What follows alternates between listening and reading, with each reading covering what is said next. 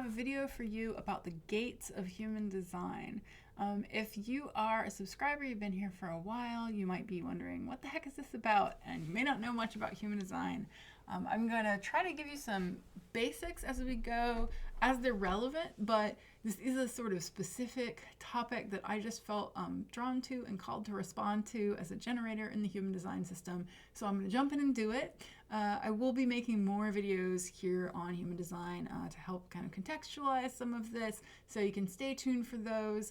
If you have questions as we go, please drop them down in the comments section below, and I'm happy to elaborate on things that you might be interested in.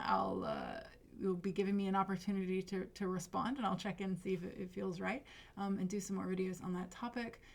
But check out the description below. I'll add links as they're available, and we'll have them up in the cards so that you can bop around.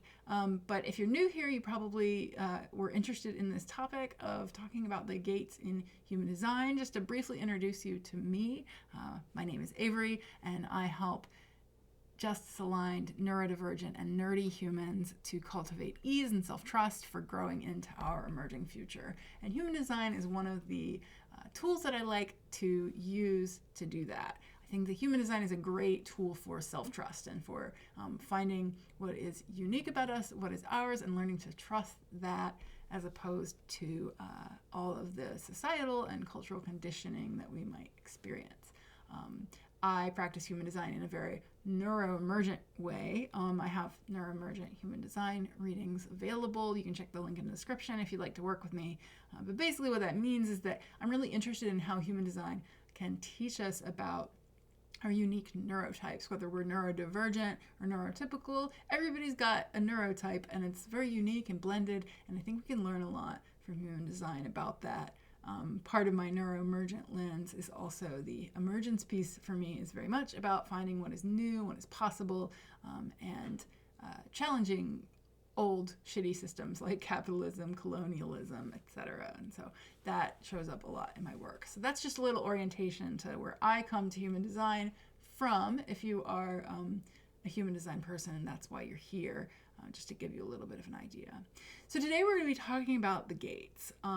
This is something that I had found a little confusing when I started in human design, and I wanted to kind of give you a basic run through of the different ways that gates can show up in your body graph.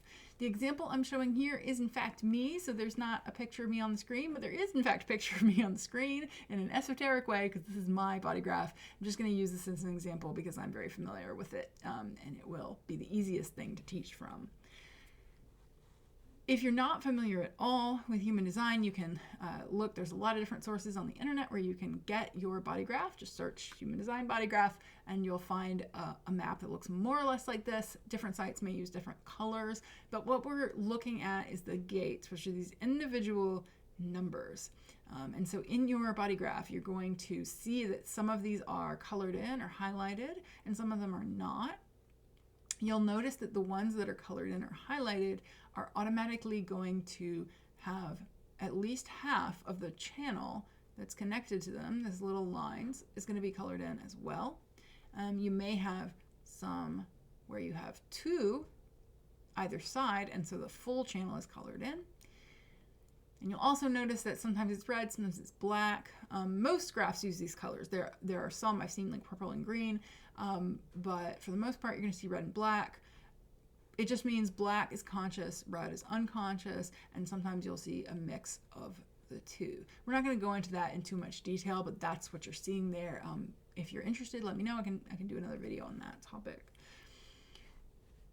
The thing that I wanted to explore here is the different ways that you can have colored in gates, because sometimes you're going to have the full channel colored in. Sometimes you're going to have half of it, and then if it's half, whether you have that activation in a defined or colored in center or an undefined or white center is going to affect the way the energy works. And in particular with this piece of it, I find that some of the things that I looked up online, some of the sources were a little confusing, or I just couldn't figure it out when I started out. in terms of like, what does it mean that I have a colored in gate in an uncolored center? What does it mean if I have an uncolored gate and colored in center? All that sort of jazz. So we're just going to go through each of the possibilities here and some of the couple of the nuances that you might find in your own body graph. So we'll start with what happens when you have two of them colored in that form a complete channel. So this is called a defined channel. Whenever you see the word defined in human design, we're talking about definition is the parts of your body graph that are consistent, reliable energy that you always have access to. So a defined channel is something that you can tap into consistently all the time. It's part of you. It's part of your own design. You don't need to interact with anything else to have access to that. Now, it doesn't mean that you're always using that all the time, or that it's always good to be using that all the time. As we go, we're going to keep referencing back to the concept of strategy and authority. And I'm actually planning to do another video, may or may not be out yet. I will make sure that there's a link in the card above, about strategy and authority and how that kind of maps up with the rest of the graph. Because we're always coming back in human design to our strategy and our authority. And that's going to be based on your energy type. Your strategy is based on your energy type. And then you also have an authority. And so we'll have another video where we'll talk about that.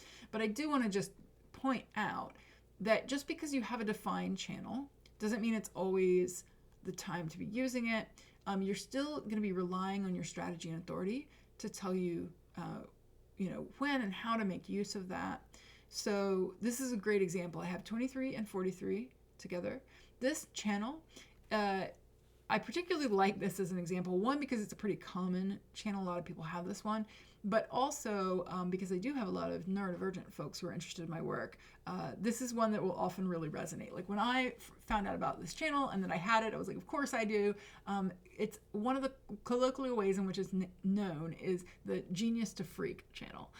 And so basically, when you have this channel defined, you're going to be having these like bursts of insight and communicating them. And sometimes you're going to feel like a genius. Sometimes people are going to really recognize you and be like, wow, that's amazing. Like that was brilliant, Avery. And then other times, you're going to feel more like a freak or a weirdo, right? People are going to go, what? You say what? Why? Don't get it. Like, right? Why are you saying that? And so, I always can be coming up with these like spontaneous insights and boom, boom, boom, boom, boom. But if I'm not paying attention to my strategy and authority, then I might be communicating them in an audience where nobody cares. I think anybody, I'm ADHD and autistic. I think anybody who is autistic especially is going to be very familiar with this. Being in a community of other autistic people, I often find that, I can really, as I go on about my special interest, other people are interested, they're engaged, it's great. And then if I go into a community of neurotypical folks, where it's not something they're interested in, they're going to be like, why are you saying this? So even if you have a defined channel, you still want to attend to your strategy and authority, because there generally is for each channel kind of a shadow side or something that you might want to be aware of, ways in which that channel, can be overused or isn't connected up to things. So like for me, I happen to have this open head center. So it may be that if I am, being conditioned through this center and I'm having inspiration come in and I'm grabbing onto everything, not just the inspiration that's really meant for me, then it might come down into this 23-43, and, I'm blurting out about something that isn't really mine to work with, for example. But if I rely on my strategy and authority and I'm picking the right things out of this channel and they're coming down into this definition, then, people will be like, oh my God, that's brilliant. So that's just like one example of a defined channel. That's often the easiest to understand. One thing to note about a defined channel is that you do still have each gate, but it's a kind of alchemy where the defined channel is very different from just the 23 or the 43. It's a third thing, as they would say on TikTok. It explodes and expands, and it creates and alchemizes something new and something different out of the two. Now, if you have gates that are colored in, but they aren't forming a full channel, and they are still in a defined center, so the center is colored in, the big shape, that's called a hanging gate. So let's look, for example, we can look at my throat center. You'll notice 23 is linked up with 43. But I also have 35 and 8, and both of those are colored in, but they're only half the channel. There's no color on the other side. So I don't have 1 and I don't have 36. So these hanging gates, well, they're still in a defined center. So the center, when we talk about definition, like if we're looking at this part of my body graph with the ajna, which is this green triangle, and then the throat, which is this brown square, this definition has a lot of different flavors, right? It's got the definition of the ajna itself. So this very simply, I might do a video if you're interested on the centers, but defined ajna is going to be somebody where have a really consistent way of conceptualizing and mental energy of working with ideas and turning them into something. And you can see that I only have 1 gate here, so it's always like the way I do that is always through this 43, and specifically through this 23-43. Like I said, it's alchemizing, it's a different energy. So my definition is like, I've got that ajna, I've got the 23-43, it's always coloring it, I've got the defined throat, so I have a consistent way of expressing myself, of acting, of manifesting into the world, but it's not just coming through this channel, it's going to be additionally flavored by these other hanging gates. So when I'm expressing myself in the world, when I'm doing the themes of the throat center, so I'm expressing myself and manifesting out into the world, I'm going to also notice these themes coming up. The theme of gate 8 and the themes of gate 8 and the themes of gate 35. So that's just like something to kind of note the flavor. Oops, let me move that around a little. Is going to be also like influenced by those two. So if you have, sometimes you're going to have like a lot of hanging gates in a channel. Sometimes you're just going to have the 1 gate that defines that particular, or sorry, I should have said a lot of gates in the center. Sometimes you're going to have just the 1. And so that's going to, change how things are. You might notice that at certain times, different gates are showing up for you, and at other times, another gate is showing up for you. The other thing about these hanging gates is that any time you have something where the whole channel isn't full, you're kind of seeking for the other side of it.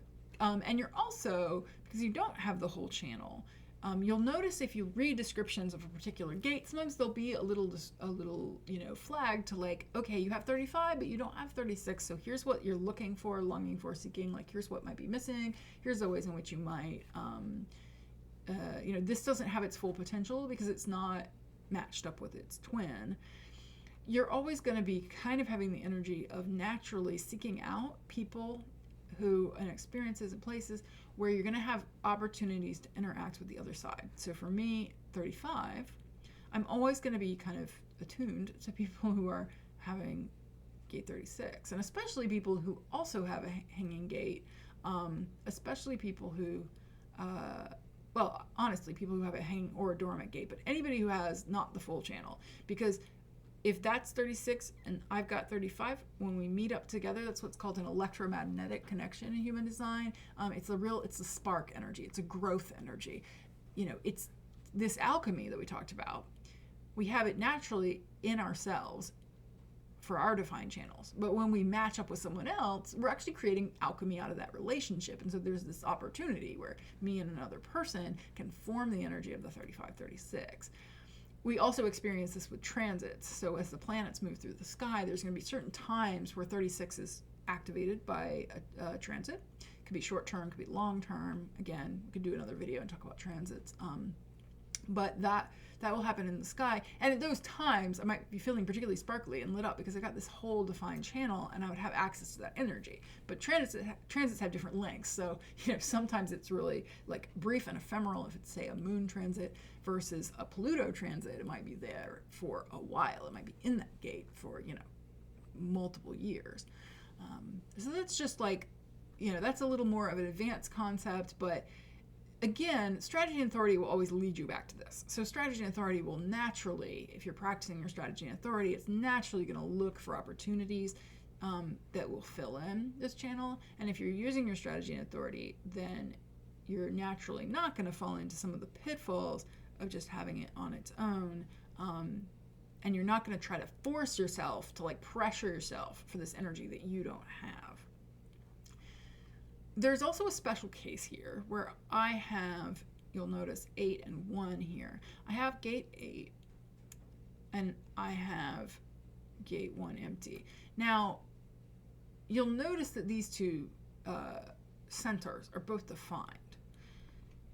So this can happen. It doesn't necessarily mean if you have a hanging gate, the other side is going to go to an open center like I have here with my solar plexus, where 36 is actually an open center. In this example, right, it's two defined centers. And this can happen in two different ways. Let's say I had this 1333 totally defined, right? In this case, the two centers would already be connected. But I'd still with gate 8, I'd still be looking for people with 1 because this would still fill it. So that doesn't necessarily change. Like the fact that that they're connected doesn't necessarily mean that I wouldn't sometimes like look for another connection, but it might not be as strong. It's probably not going to be like super, I've already got this connection, so like this might come up in certain times and circumstances. However, I don't have that. So I have what's called a split. So often you'll have defined centers in your chart, and we're not going to talk about all the definitions, all the ways that things can be different kinds of splits. You can have a split, you can have a triple split, you can have a wide split. We're not going to talk about all of that, but just as a simple example, this is a split where these two centers are both defined, but they're not defined to each other. They're not connected to each other. In my body graph, I have these two as a pair. You can see this channel. They're connected. And then I have these two as a pair. This channel is connecting them, 214. So I'm always going to be really longing to bridge my split. I'm going to like naturally want to connect these two centers. And there's two ways I can do that. You can see 1333 and 18. So on either side, I've got a hanging gate that's longing for the other side.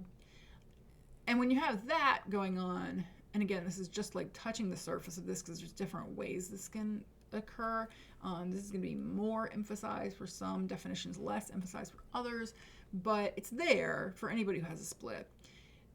You're especially going to notice this because you're going to really want to do the other side. Like I have and I've noticed this, like I can definitely feel it, where the energy of gate 1 and then also the energy of gate 33, the ones that I don't have, I'll feel a lot of pressure and conditioning through these. I'll feel like I need to have this active driving energy of the 1, this like expression of the self.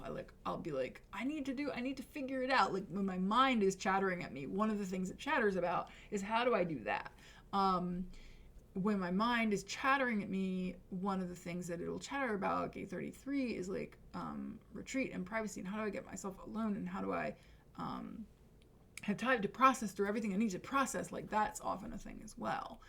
So sometimes you'll notice that if you have a split, the theme of the one that isn't activated in your chart is going to be something that you might feel a lot of pressure around. But again, you can't just seek for it. You can't try to find it. You can't try to push it.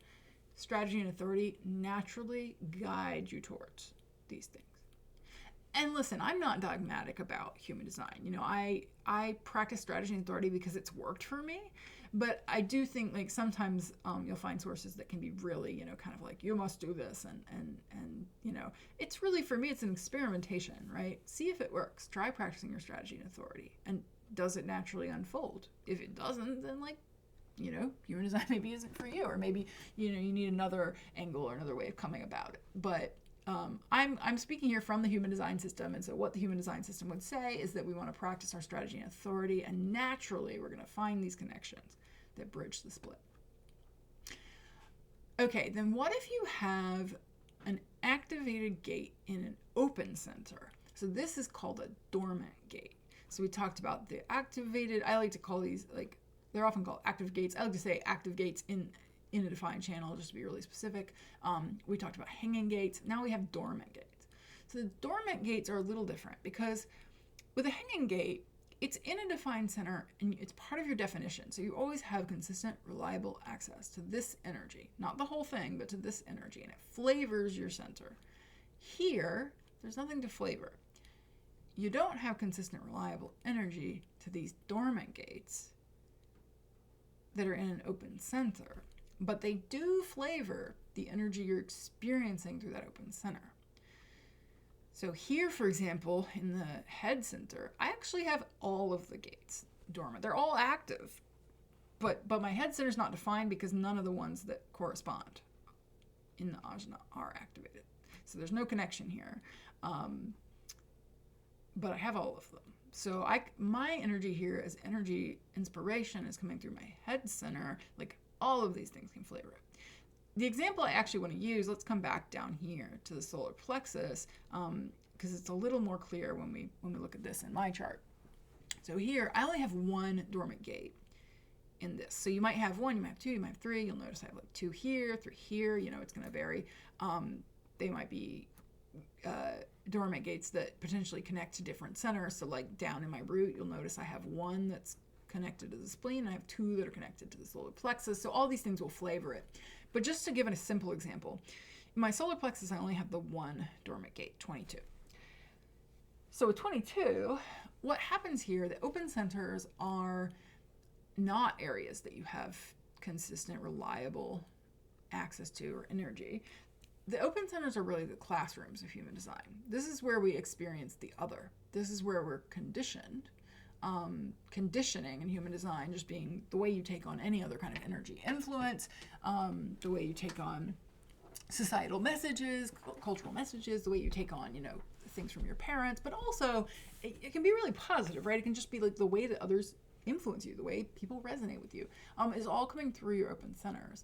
So I don't have reliable, consistent access to an emotional wave. I don't have my own kind of emotional wave. I'm going to experience others' emotional waves coming through me, though. And the funny thing about open centers, you might be like, oh, my solar plexus is open, so I'm just unemotional. That is not true. In fact, when you have an open center, often you will come across as more emotional or more whatever the theme of the center is than other people, because of the way that energy happens. When energy comes through an open center, one of the things that happens is that it can be amplified. And so we're taking in other people's energy. So in this case, I'm taking in others' emotional wave, and I'm actually amplifying it.